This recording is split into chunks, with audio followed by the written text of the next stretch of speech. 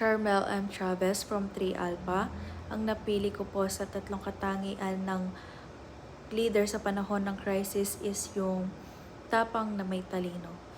Bilang isang leader, kailangan matapang ka talaga, matalino ka, kailangan malawak ka mag-isip, kailangan hindi ka basta-basta nagsasalita, hindi ka padalos-dalos. Kailangan pinag-iisipan mo muna ang isang bagay bago mo gawin, lalo na sa panahon ng crisis. Syempre, ayun. And kailangan nakikinig ka rin.